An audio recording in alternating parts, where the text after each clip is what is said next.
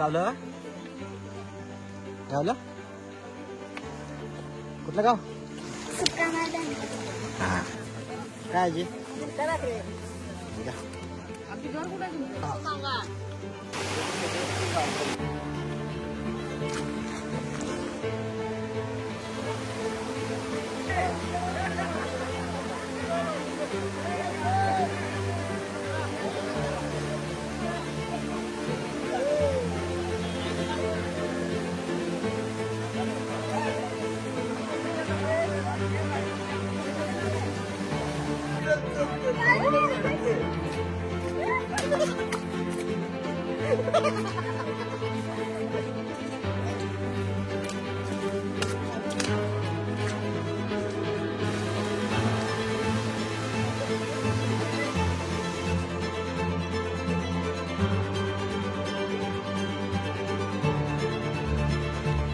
आमचं चालणं येऊन थांबलं ते पांढरपानी या गावाजवळ.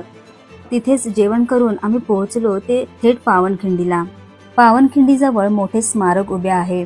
मुख्य रस्त्यावरून खाली 50 पायऱ्या उतरून गेलं की एक छोट्याशा ओढ्यावर असलेला पूल ओलांडावा लागतो.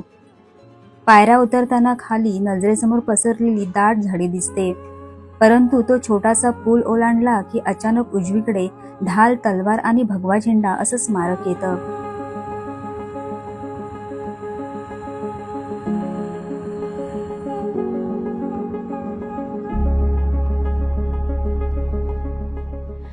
आणि इथून पुढे सुरू होते पावनखिंड. सध्या खिंडीत उतरण्यासाठी लोखंडाच्या शिड्या बनवल्या आहेत. 25 ते 30 फूट खाली उतरताना आपली चांगलीच तारांबळ उडते. मित्रांनो, पावनखिंड ही एक रक्तरंजित लढाई होती. बाजीप्रभू देशपांडे आणि बांदल सेनेचे बलिदान आजही इतिहासाचे साक्षीदार आहेत. बाजींच्या मृत्यूची बातमी कळता शिवाजी महाराजांना खूप दुःख झाले. ही एक आत्म्याला भिडणारी भावना होती जी ते आयुष्यभर मनाला बाळगून राहतील. बाजींच्या सन्मानार्थ त्यांनी घोडखिंडीचे नाव बदलून पावनखिंड असे ठेवले. बाजीप्रभू देशपांडे यांच्यासोबत जोरदार लढणाऱ्या बांदल सेनेला सन्मानाची तलवार देण्यात आली. आजही महाराष्ट्रातील अनेक तरुण पन्हाळा आणि विशाळगड किल्ल्यांदरम्यान महाराजांनी घेतलेल्या मार्गावरून प्रवास करतात. पन्हाळा ते पावनखिंडचे पायी अंतर साधारण 50 किलोमीटर आहे. वाटेत चालताना खूप चढ उतार, खाचखळगे, चिखल, नदी, नाले लागले.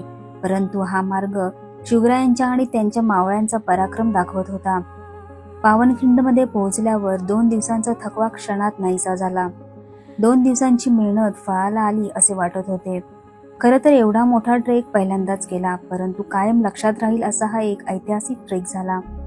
कोल्हापूर जिल्ह्यातील हा ऐतिहासिक वारसा असाच आपण जपून ठेवण्याचा प्रयत्न करूया.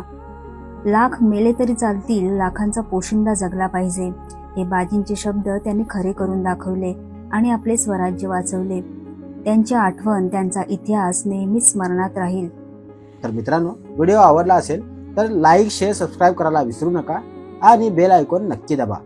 भेटू अशाच एका नवीन व्हिडिओ सोबत. तोपर्यंत नमस्कार.